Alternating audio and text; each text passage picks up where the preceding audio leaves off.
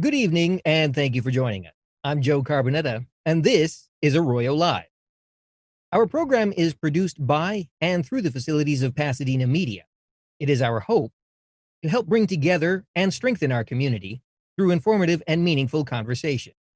With that in mind, we are live if you're watching on Tuesday, June 16th, and there will be an opportunity later on in the program to call in with your questions and comments.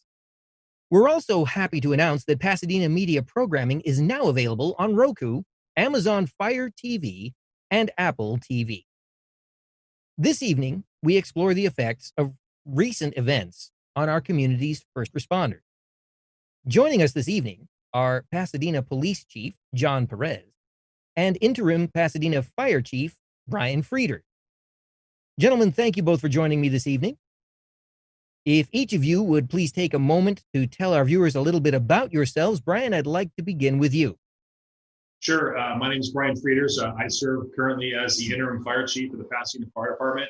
I've been here with the city just under 4 years. Prior to that, I worked at San Gabriel up in the San Francisco Bay Area. To me, it's a privilege to be here to talk to the community about this important topic. I know that the COVID-19 pandemic has caused a lot of us a lot of strife, and particularly with public safety. But again, I think I'm really proud to say that our city has really come together jointly to make a concerted effort to really protect ourselves, protect you, and kind of change the way we're doing business. So I'm most appreciative of the community itself for being compliant and being willing to listen to the health orders and really help us help you. So I'm really glad to be here and looking forward to answering the questions. Thank you very much. And John, if you wouldn't mind introducing yourself as well, please. Absolutely. Thank you for this opportunity. I'm John Perez. I've been with the police department, the Pasadena Police Department, a city employee for 35 years now, so it's been a while. And so it's also much like Bryan, it's a privilege to be here, to be part of this great city. And it's a type of city that puts all its issues on the table and tries to find solutions. And we serve as models for other cities at times in doing that. And it's been a great career so far, but at this point, we know there's a lot of different challenges we have around the globe, and it's a very important time for us as a community to come together to know what's going on. So appreciate the effort, and that's it. Thank you. Well, again, thank you, gentlemen, both for joining us this evening. I know it's a little difficult to take some time out of your very, very busy schedules, especially with all that's going on, and we do really appreciate your being here this evening. Speaking of all that's going on, ordinarily we open up our show with questions about the COVID-19 pandemic, which until recently took center stage. But as I'm sure you're both aware, in recent times there have been some events that have sort of taken the spotlight, and certainly it can be argued it was well past time for the spotlight to move in that direction. With that in mind, we were hoping that perhaps you gentlemen could each reflect on the local, nationwide, and worldwide effects of the George Floyd protests over the last few weeks. I guess, Bryan, since we began with you for the introductions, John, I think we're going to put you on the spot and have you start this one off, please. Absolutely. I mean, well before the killing of Mr. Floyd, it was clear policing has always had issues. In all my years here, we've always tried to find solutions to many of the efforts in policing, trying to gain cooperation over compliance, trying to ensure that we're well trained to handle all the different type of events that happened. So when we had the death of Mr. Floyd, clearly everybody was tired of it. Watching that video was horrific. Watching everything that went on and standing by and having to look not only at the pain Mr. Floyd was going through and the terrible events that were occurring, you also saw other people around that had the ability to stop it and do something about it. So as I reflect on it, it is something that is even more important to me than ever before. My entire career, well before I sat here as a chief, was always trying to balance the efforts of cooperation, of prevention, intervention, and enforcement, and trying to do it correctly in all the assignments that we've always worked. We've always depended on each other in police work to make sure that we understand that you don't go too far. You learn to control your emotions and don't let it, get away with you where you end up in a situation you don't want to be. We've always depended on the community to support us, to have the trust in us, to have the confidence in doing our job well.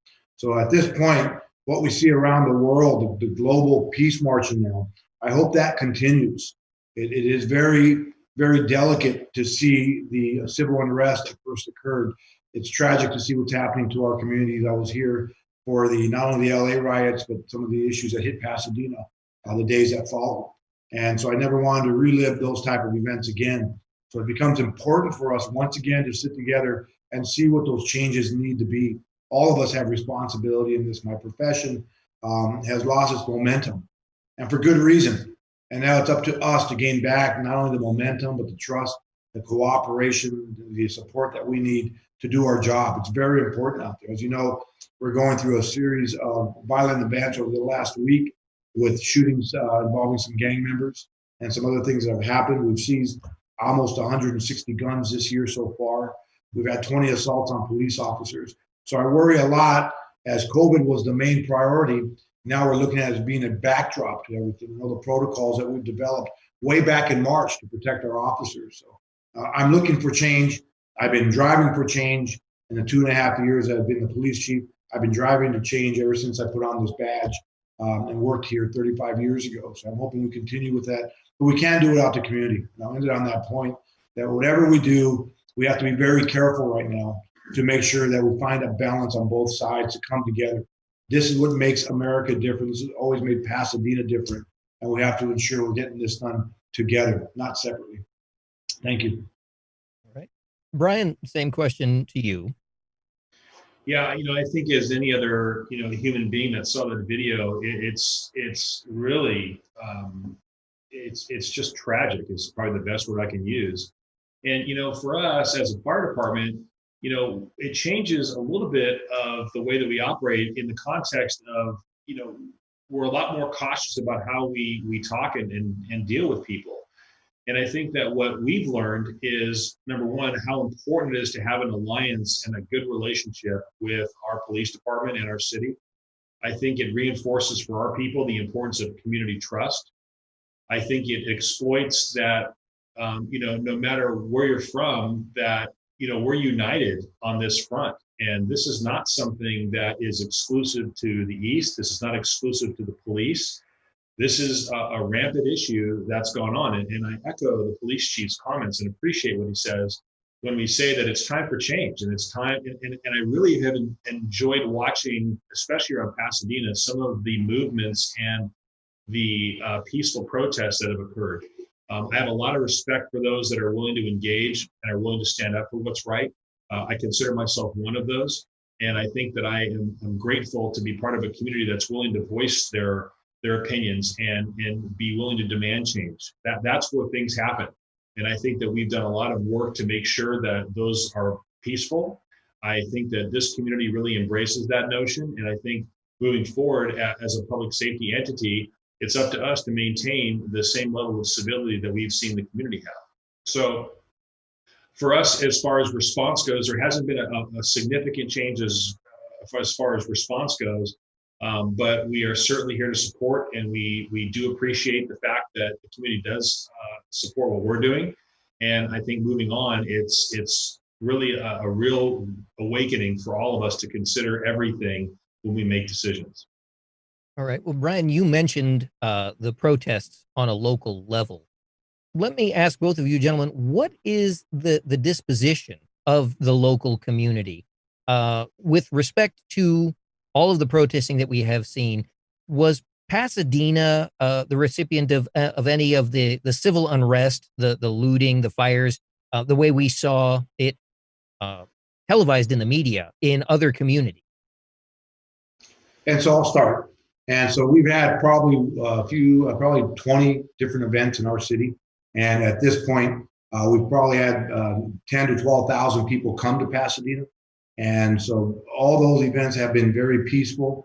We did have some problems in the very beginning at first. We made 4 arrests for attempt burglary, and we arrested 1 person for a gun who tried to interrupt one of the peace marches. So we've done some early work to ensure that that didn't happen. We have a very specific way of managing our marches and our rallies and the vigils that we've had. We've had as many as 3,000 to 4,000 people out in front of City Hall. And I believe there's another event coming up that might bring that many people again. So we're very, very careful. We have pre-planned. We're here to support these events. I have spoken to many of the organizers, some of which wanted to cancel these events, and we persuaded them not to. These were too important. We have to have the peace marches. We have to protect people's constitutional rights. As I've said before, people cannot hijack these events. There's an emotion behind all this that we're all upset about. It's my profession. I'm responsible for this. I also realize that there's arguments to be made on both sides about the future of policing and what it should look like. But there's no argument about where we're at and what happened in Minneapolis and what should have happened out there.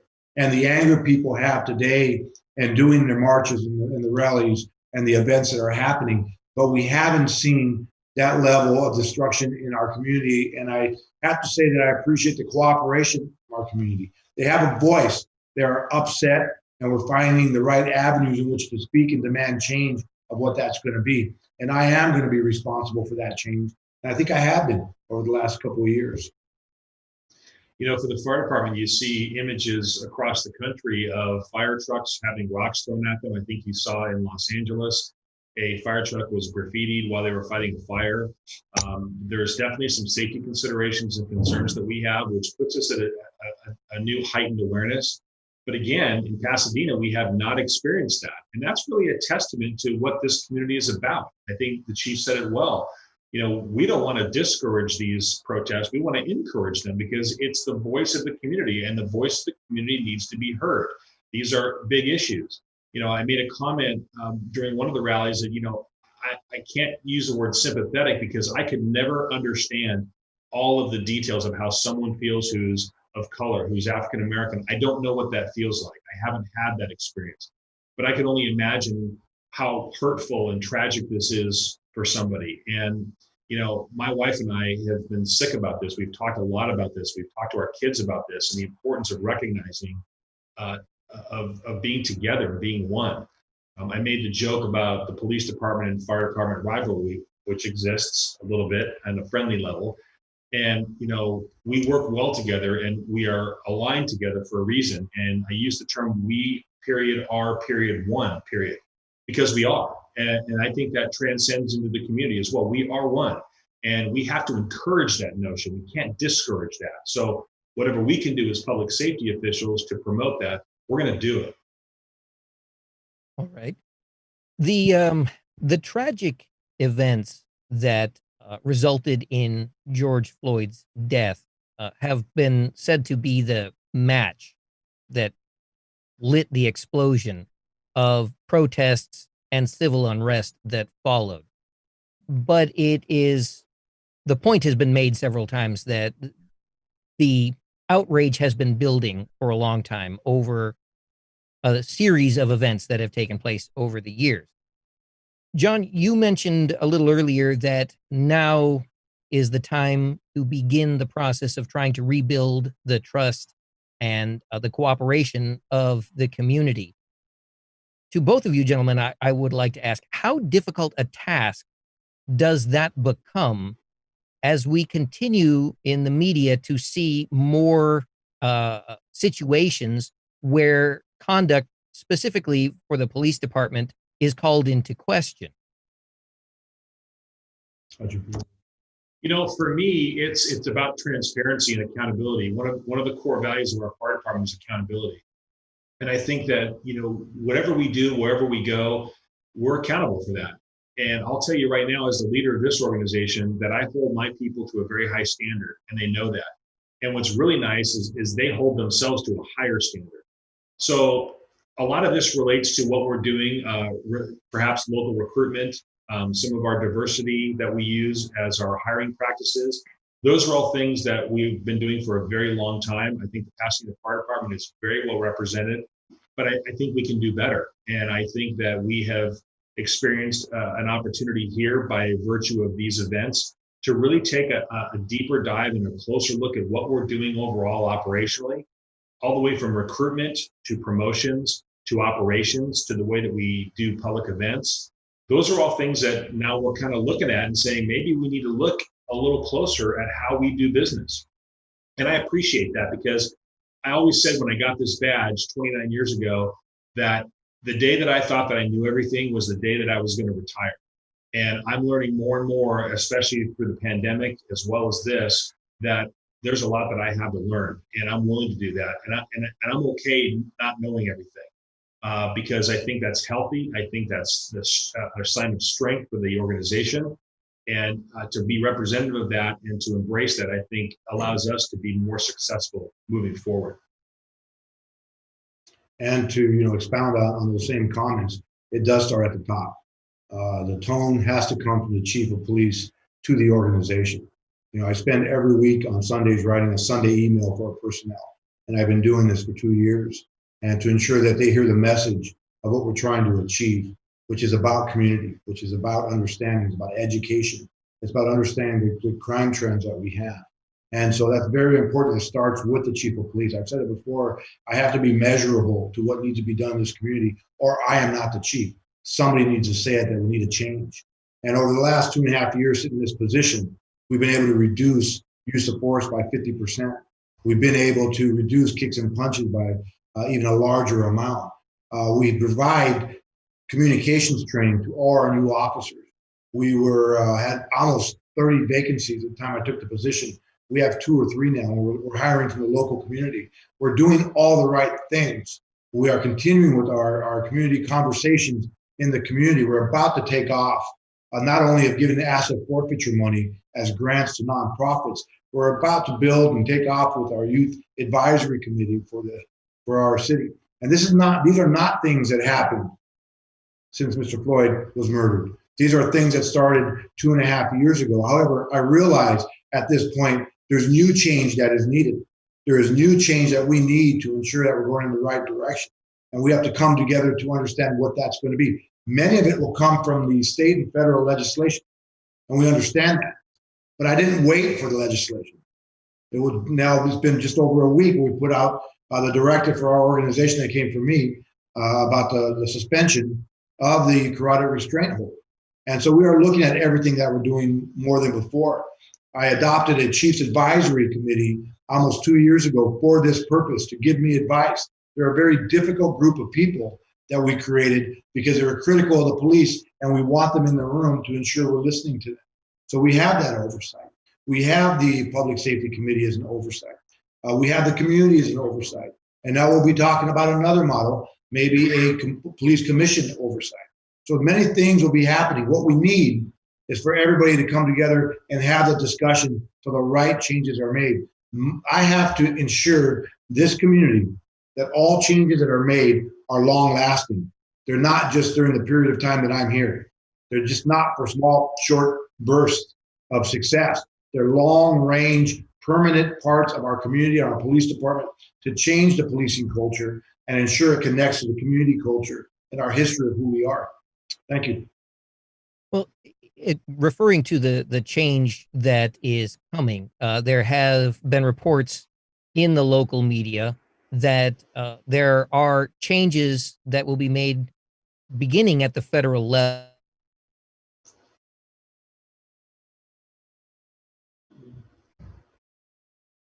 There has been discussion about being covered by this broad brush. Repeat that question one more time. We did lose you for a moment. Yeah, my apologies. Apparently, we are experiencing some technical difficulties with our internet connection. And again, I have to remind our viewers at home that, of course, because of the ongoing pandemic, our program continues to be televised from the standpoint of social distancing. So where we used to all come together in a television studio, unfortunately, everybody is in their own location and being connected via the internet. And as such, we're susceptible to the folly that comes with the internet. So my apologies to both of you, gentlemen, as well as to the viewers at home. Okay. The question, again, was that there are new federal regulations that apparently are being proposed from the presidential administration and moving downward.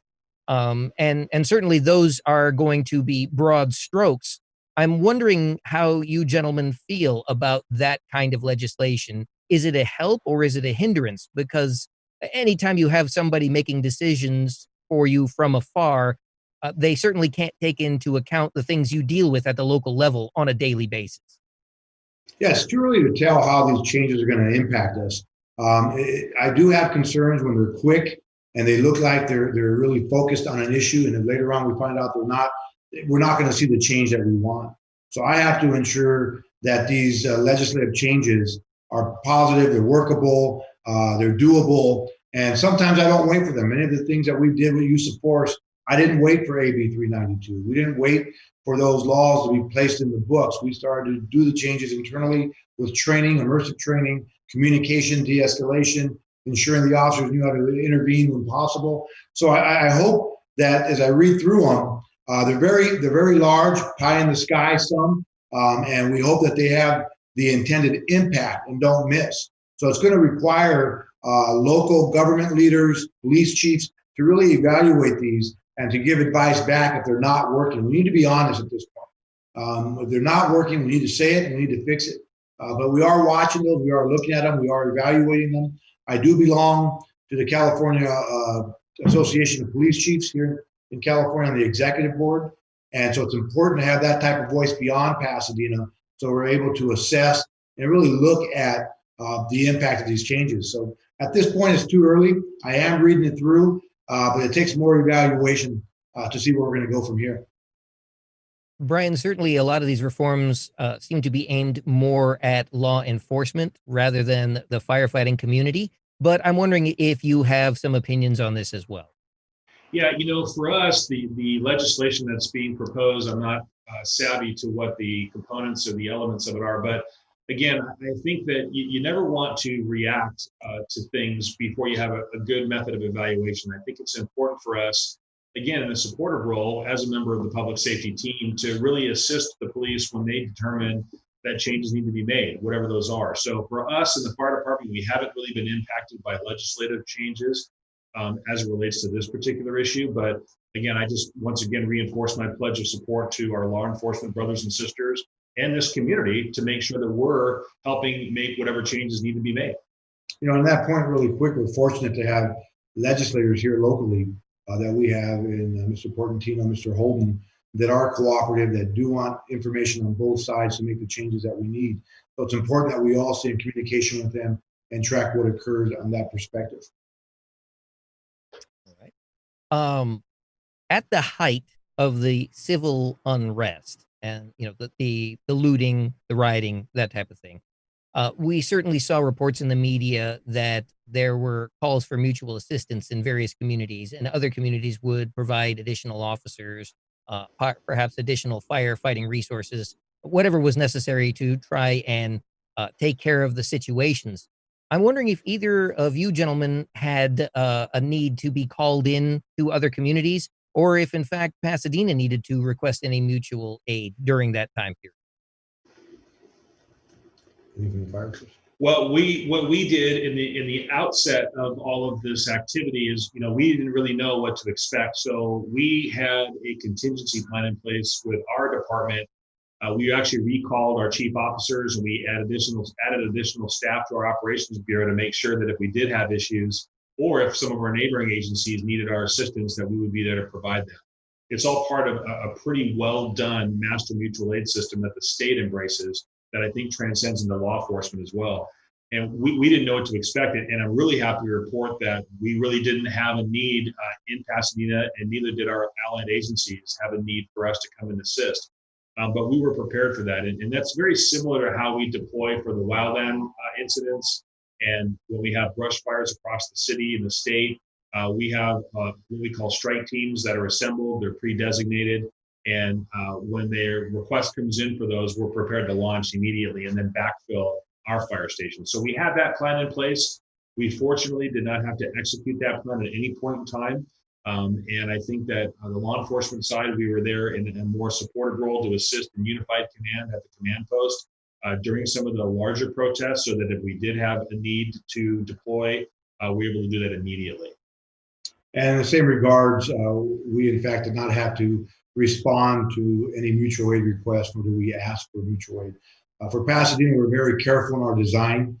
It's a thought out process. We communicated very, very well with our business districts, with the organizers of the events, ensuring we had cooperation on both sides. It's always a very, very delicate approach to ensure it goes correctly, and we have to monitor it.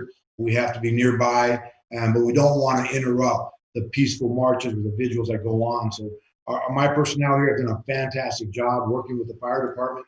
Many of us have not had a day off in 3 weeks, and the fire chief has been in this room with us as we monitor the events and to track how many people are attending and keeping in contact with organizers. So it has been tiring, but it's important work that we continue with it. And I believe we might be seeing this off and on all the way through the end of the year, through the election cycle, as well as the court proceedings for the suspects. So I think this is going to be important that we're prepared. But the challenge is to be supportive, to make sure it's a solid, and I said it before, a thought out plan that works for the community, it works for participants, and it works for ourselves as well. Well, I know that you both echoed the sentiment that you've been very, very busy and had very few to no days off as a result of all the events that have taken place. So I'm certain that that leaves very little time to actually participate directly in a protest, though, as you both have indicated, you certainly have a great deal of support and appreciation for those people who are exercising their lawful rights. But you have been indirect participants in so much as that you have been down, on the front lines, as it were, trying to make sure that everyone is safe and law abiding. What is it like to even on an indirect level participate in the movement that is taking place across the country right now? Great question. That's a great question. And, it's funny you asked that question because I was just talking to a few close friends about that. When we went to the Pasadena First AME Church, when they had planned to come from there to City Hall, it was empowering. And in some ways, it felt very, very comfortable and validating to see the power of the community, to see the power of the people and their voices, and to watch everyone unified for the same cause. That was really humbling for me to be part of that. And I consider it a privilege to have been there to see that and witness that. I only wish I had my family with me so they could have seen that as well. There was nothing said, there was nothing done. It was the atmosphere, it was the people, it was the conversations, it was everything that you would think something would be and more. So for me, that was a poignant moment in my life that I'll take back, and I have taken back and talked to my family about, because that's what this country was founded on. And I think that because that happened here and I got to be part of it, I feel myself to be much more effective as a leader, much more effective as a human being, and probably much more effective as a parent moving forward. And for me, to put it in simplest terms, it was emotional.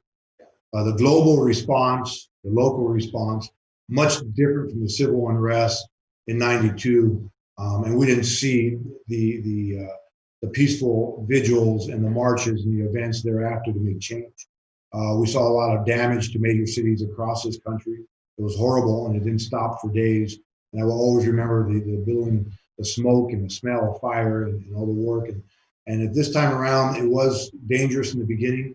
And when I go to these events, you could feel the emotions from everyone. You don't have to be Latino. You don't have to be African American to feel the emotion. You may not connect it. You may not truly understand it if you're not. But at the same time, you feel the emotion of what went on, and just talking with people and the exchanging the tearful stories I've heard about police engagement or the other concerns that have happened. It's troublesome to me. It really drives home on what I'm supposed to do as a chief of police for this community. So again, in one word, it's about the emotions of the events being out there. That was very difficult. We're in the business of helping people, and when you see something like that happen on television and the video, it's helpless. You feel helpless, very much like a disaster where you're away from where your people are that you really want to help, and you just feel helpless. And I guess that's and I think I appreciate your comment about the emotion involved in that. And I couldn't even begin to fathom what that's like for everyone. So for me to experience that and to understand and try to understand it, not understand it, but try to, but appreciate it more so than anything else was really, it was a great experience for me. It's something that I'll carry with me for the rest of my life. Well, so building on that, as we continue to move forward, For both of you gentlemen and your respective departments, how is it for your officers when they go out on some type of a call now? How do they feel they're received by the general public? I guess uh, what I'm really trying to get at is, do they feel comfortable being out there in the community right now, or do they feel as though they are vilified in the community? They definitely, our police officers do have concerns about being vilified. And so policing has a history that has not been accepted well for the type of work that has to be done. We're asking young police officers to engage the most dangerous situations or to exit their cars to investigate something that might be criminal. If it is criminal, they have to handle it properly. If it's not criminal, how we handle those are very, very important for us in our communication, usually with young people and people of color at times, to try to, Latinos and African Americans to say, look, I stopped you because I thought you were committing a crime, but you're not. How do you get out of that hole? So we've been trying to provide communication to remind officers of conducting the best quality type of field investigations when required and have better communication and understand this. It's a very difficult discussion. This is a discussion you don't usually hear about police work. So they are doing their job well. They are engaging the community. They are doing their police work out there very well and connecting with the community on an ongoing basis. But I couldn't sit here and tell you because they're doing it well doesn't mean they don't have concerns about hoping they have the support, the trust, and really the confidence of the community to do their job. So they are concerned. They see what's happening on the news. We have our own dialogues going on in city council and public safety commissions and internally in the police department. And they do read the newspapers, or I should say social media these days, right? So they are very concerned about it, but they're doing a heck of a job out there. I communicate with them every day, and I'm just very, very, very proud of the work they're doing and how they're going about it. But I wouldn't be truthful with you if I told you that they weren't concerned and worried. And so it's good when they hear from people in the community. I've seen officers engage some of our residents in deep dialogue about some of these things. And that is okay. That is good for us. We need more of that to connect our police officers and our personnel right into the community. So we were doing these community dialogue sessions last year. We're about to kick off a new series before COVID, hit. And we have to get back into that type of approach so people know who their police officers are. I still have people I know after 35 years I met long ago in this city. So we have a lot of work to do. And I'll say it again, they're doing well, but they are concerned about gaining back that trust and the confidence and support that we lost instantly. And so it's going to be important for us moving forward with that. Well, and Bryan, firefighting and rescue are certainly a different field than law enforcement, and certainly there hasn't been quite the negative view of the fire department that there has been of police departments around the country recently. But I'm wondering if your officers feel a little bit of it as well. Is it a situation of guilty by association? Do as public safety officials, do members of the community see the badge before they see anything else? Yeah, firefighters' uniforms are not much different than police officers. So until they actually spend the time to read what the patch says, I think that there is I wouldn't say a concern. I think that there's an awareness, but I think what it goes back to, and I think the chief said it well, is there's an expectation that we have of our firefighters that they're going to treat everybody with respect, dignity, and the utmost of care. And again, for us, this department was founded on those principles, and I'm really proud of our organization because they do that every single day. We'll talk about COVID, I'm sure, in a minute, but even knowing COVID-19 is an imminent threat to their health, our firefighters show up to work every single day knowing they're going to respond to a place that has COVID rampant inside of it. And so when you ask, do we feel it? Yeah, we feel it because we're a team. We're part of the public safety team. I have the utmost respect and confidence in our police department and our police officers because we see behind the scenes what goes on every single day. And I think our firefighters are yearning to help support their efforts, but I also think they understand that they're in a very difficult position. And I think they feel for them and what they're having to experience. It's a very difficult job. Hats off to those that are committed to that position and that career. But I think we all feel it as a city family, and especially in public safety, when there is an atmosphere of hostility, when there is concern about the way that we do policing. But I can say with the utmost confidence that, and I've witnessed it firsthand on a regular basis throughout my entire career, that we have perhaps one of the best police departments in the nation. They do an outstanding job considering what they have to go through and some of the challenges this city has. And I'll say the same thing about our firefighters. There's not a city that's as unique as Pasadena when it comes to response. Having a large venue, having an event that brings 1 million people into the city, having a science campus with Caltech and all the things and hazards that encompasses. We have the best of the best in the city in both police and fire, and I'm proud to be part of it. Well, certainly you both have very, very difficult jobs. All of your personnel in your department face danger every day, and we certainly do thank you for all that you do, and we really appreciate it, as I know does everyone in the community. Before we move on, I would like to point out that, again, we are live if you are watching Tuesday, June 16th.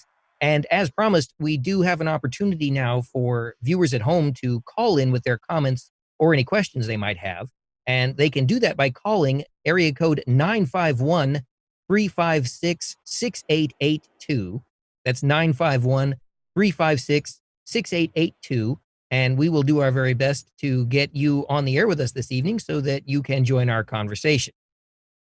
Well, gentlemen, so far we have spent pretty much the entire show talking about the protests and everything that has surrounded those protests. But, and I think, John, you put it best by saying the COVID-19 pandemic has sort of become a backdrop, but it is still a very real backdrop. In recent weeks, we have seen some of the numbers of infections coming back up again.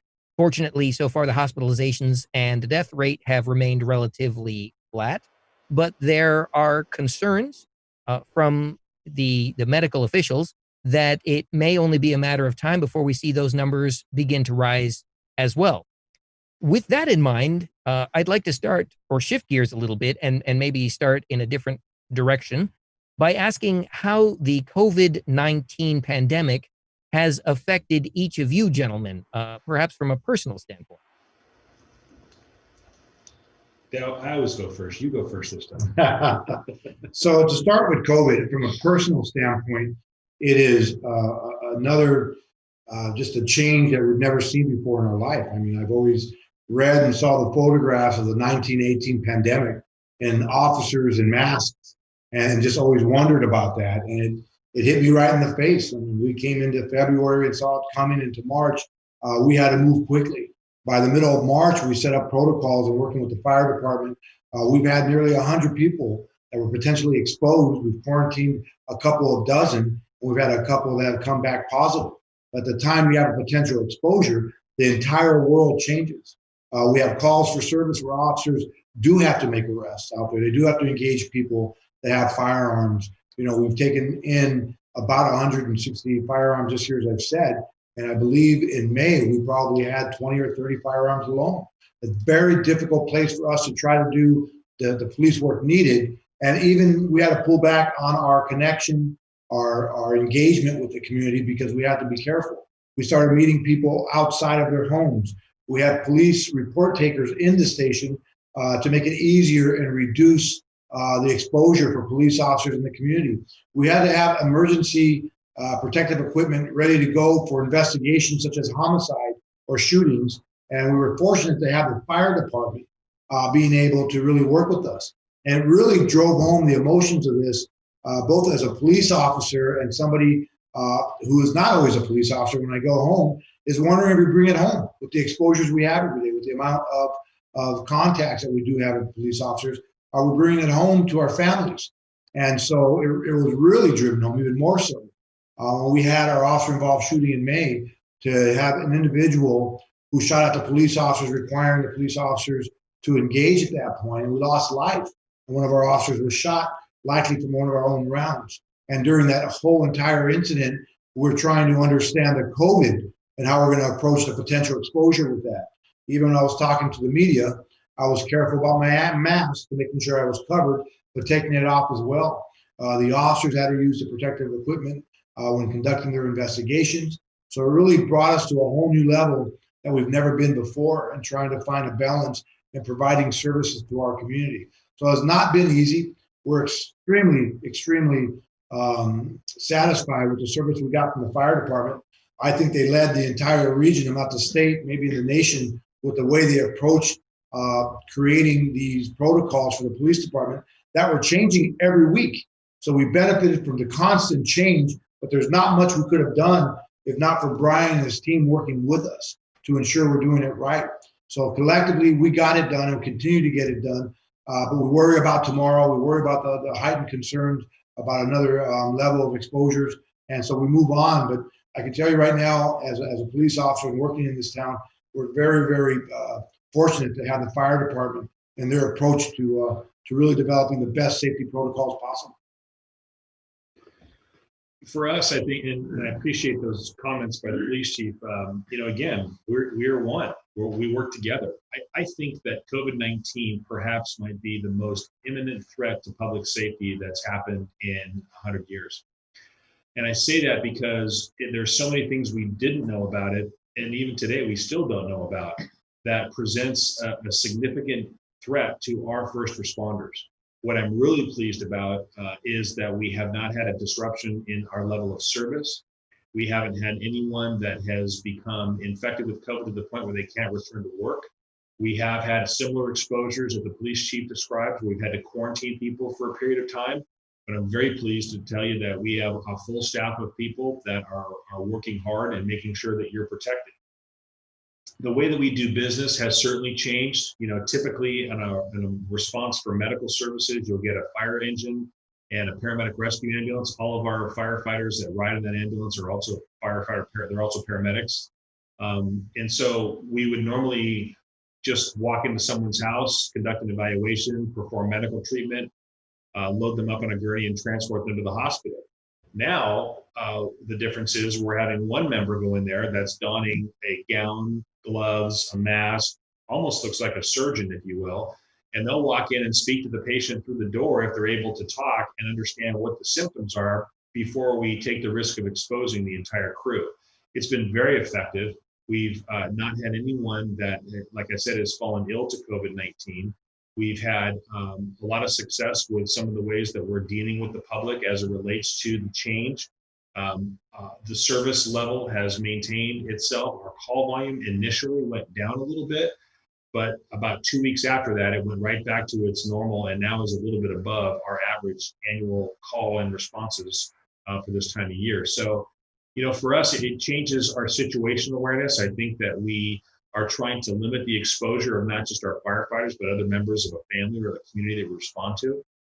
I think that it's changed the way that our employees are situated at work, the social distancing, making sure they have their own personal protective equipment so they can perform their job duties safely. Our city manager has been aggressively making sure that our city employees are taken care of by enacting telecommuting standards, by asking our human resources director to make sure that they are provided all the services and support that they need. It takes an emotional toll on people as well. And I think that, the city has really done a nice job of making sure that our people who now have had an abrupt change in the way that they do business and perhaps are even at home a lot with their children can deal with that, both emotionally, physically, and pragmatically. So I'm really happy to see the city's response to the employees. And when the employees are being cared for, they're able to care for the community very well. So we've done a really nice job of that. The last part of that is our health department. Pasadena is unique in that we have our own health department. And I don't think any health department across the country, perhaps in the world, was prepared to deal with this pandemic. And I will say that they have done an outstanding job of staying ahead of all the latest things that COVID is bringing upon and the havoc that COVID has reaped upon some other jurisdictions. Dr. Go and her staff got ahead of this long before the rest of the state mandated these items and began the exposure control protocols. We worked in concert with our EMS Bureau Chief Tim Sell, who truly is the hero in this entire pandemic from the fire department standpoint, developed protocols for our city employees to make sure they were protected and what to do if they got exposed. His cell phone was on basically 24 hours a day, 7 days a week, and people called him at all days, at all hours of the day and night. just to make sure that our city employees were taken care of. So again, we have high performers in this city. We have high performers in the fire department and the police department that really took an aggressive stance to make sure that our people were protected so that we can protect you. Well, early on, when the pandemic first set in, and there was quite a bit of panic over the numbers that were certainly significantly rising, especially on the East Coast, there were great concerns for the first responders, especially people in the medical communities, but certainly in law enforcement as well, that there were shortages of PPE and an inability to be tested. Did either of you gentlemen and your respective departments have to deal with that type of situation? Were you able to get all the PPE you needed, and have your officers been able to get tested when necessary?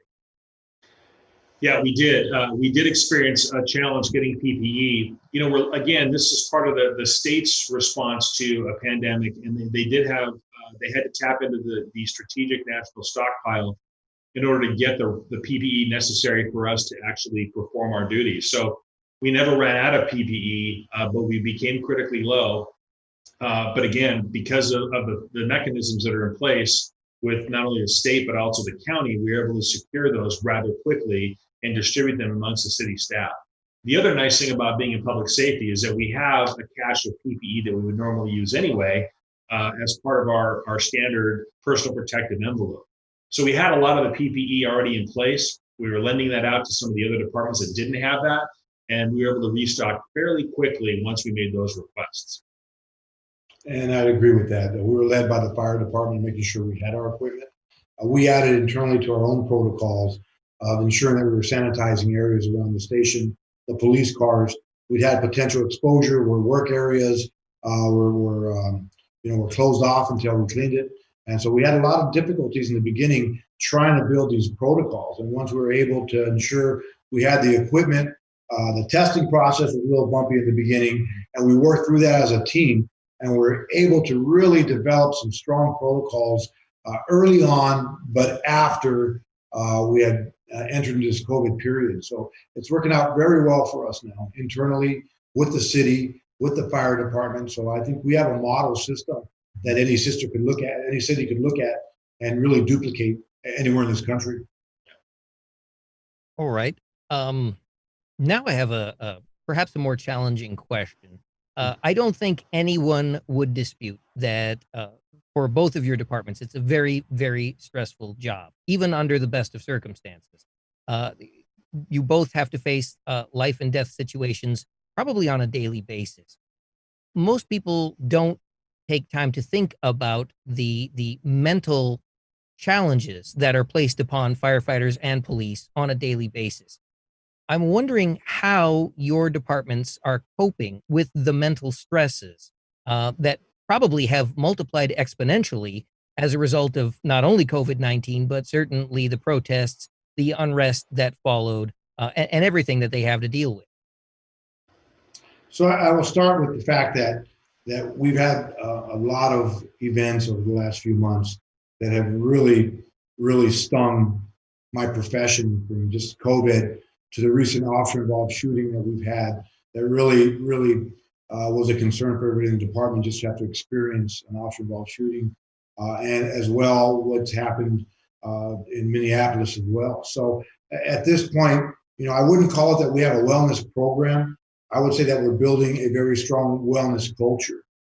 During the reorganization of the police department last year, we were moving our resources around. We made big changes, like not having a gang section any longer, and moving resources into the community for homeless. And during that time, we also had big discussions on wellness and wellness programs. And we thought it was best to build a wellness culture. We have a peer support group that we've organized and we've built around over the years, and it's getting even better today. We've had peer counseling, not just as individuals, but as a group. We're about to have another one to talk about what's going on around the country with the civil unrest and everything else. The ability to talk to one another, have experts in the room to guide us through our emotions, has been very important for us to build resilience, to have a certain fortitude to come back to work the next day and not just say, I'm done. We need to find young people and people that are interested in this profession For every one person we hire, we go between 1 and 200 people for that hire. So we want to make sure people do want to do this job. So we'll continue to build our wellness culture. It is about trying to do things that are important in our lives, connecting with our families, how we live our life, our connections to one another, what we do in our own communities. And so we're building that along with our peer support group that really move around the department to check on all of us. And that's really been helpful. So it's an up and down type of process, but we're doing pretty well. And I'm proud of the wellness culture that our people have built on their own in this organization over the past year. So that's where we're at with that part. Thank you. It's been said that public safety sees the triumph and tragedy in life. And we're prepared to deal with that. But those demons never go away. There's things that I've seen in my career that I hope I never think about again. And I think that this is just one more thing that is going to be added to the multifactorial issues that we deal with in the context of behavioral wellness. We're very fortunate that we have a peer support team, as the chief outlined, with the fire department specifically. It addresses the mental health needs of our members. When COVID-19 hit, as you know, there was a lot of change in people's home lives and atmosphere. So we made sure that those resources were available. We tried to make assignments for some of our staff to make sure that they were accommodated if they needed to be accommodated. It's some of our daytime staff that work Monday through Friday. We accommodated some of their schedules. But more importantly, it's the constant check-in with our people to make sure that they're okay. And creating an atmosphere, and I think you use the term culture, wellness culture, where people know it's okay not to be okay. And that's not a shameful thing, but rather something we encourage to be discussed, talk about, and manage. Because the most important thing in our organization is the people. And that's the number one priority for me is our people. And I think they know that. And I think that they're aware that there's going to be times where you just can't handle something. And we all have our own different trigger points. And as leaders in the organization, we have to promote the culture to say that's not okay and I need help. And we're going to get that help for you. I also think it's been very encouraging for me to see the city's response in regards to our employee assistance program. The human resources director and the city manager have been very, very aggressive about making sure that our employees have those resources available to them, so that, again, they're being cared for and their needs are being met. All right. It's very easy, especially if you sit in front of the television all day. It's very easy to focus on all of the negative things that are happening around us at the moment. The media certainly bombards us with a lot of that imagery. But I'm wondering if you gentlemen would take a moment to talk about perhaps some of the positives that you have seen in your day-to-day operations recently. And I'll start. The goodness, the people helping each other has been fantastic. Here as a police department, we've been able to assist our community to donate, a half a ton of food to shelters with the help of Doghouse. Vallarta Market has been great in donating food. So many different restaurants have donated food that we've helped them out. So it's been fortunate to see that part of giving. We today gave away laptop computers to some of our explorers who are entering into college. We just donated a series of computers to Pactel, a local nonprofit, to help those kids that don't have the ability to log on for school on Zoom and other areas. So it has been very, very difficult. So there's a lot of great things going on. We've raised, I believe, somewhere near $20,000 in the COVID period to give out to nonprofits, to our police foundation and others that have donated money. So we've been extremely grateful for all the assistance. Our people have been great in working with the community in creating these opportunities. So for all the difficult times we are seeing, I know how great people are. I know at the time of need, they will put their hand out, they will help you up. And we have to do that for one another. The country's changing. There's a lot of stress in people's lives and different things from COVID and the unrest, as well as the economic hit. So we have to be there for everybody. And I like what we're doing, but we must keep pushing to help one another. That has to overcome the negativity here at the police department, in our community, with the fire department, in the city, and everywhere else. We have to overcome that. All right. Bryan, I would really like to hear your answer to this question too, and I apologize for having to interrupt, but we do have someone holding. Dan is on the line. Dan, do you have a question this evening? Hey, sir. Yeah, can you hear me? Yes, we can hear you. So, first of all, thank you for your service, both of you. I saw in the Senate they shut down some ideas to completely eliminate qualified immunity for law enforcement, and I'd like it if you could touch on some of the detrimental things it would do to society and to law enforcement as a whole if it were to be eliminated. Absolutely. John, I have to tell you too, John, we only have a few minutes left, so I'm afraid you'll have to sum this up briefly, please. All laws are a balance, and this law is as well as a balance on both sides. And so by getting rid of this law, there's no balance. And so I believe it's the right thing to do, but we still have work to do to ensure that those balances are held to our police.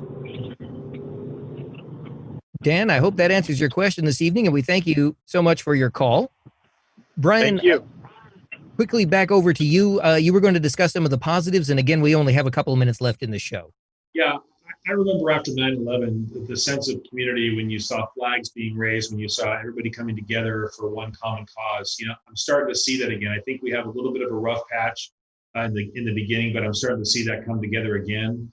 I think the fire department's positive, the things that happen in the fire department is just them showing up to work every single day, knowing that they have the potential to be exposed to this.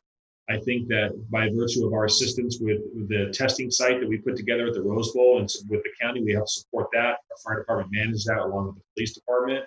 I think supporting our health department's efforts as it relates to some of the skilled nursing facilities and some of the good work that's been done there.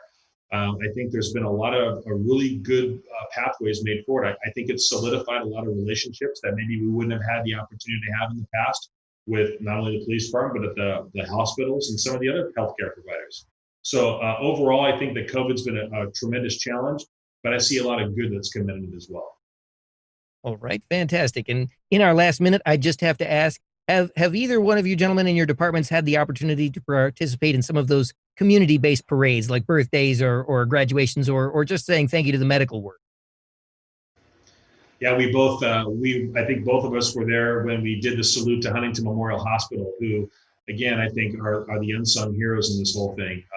Such a validating and wonderful experience to just say thank you to those that are on the front lines in healthcare every single day. Absolutely.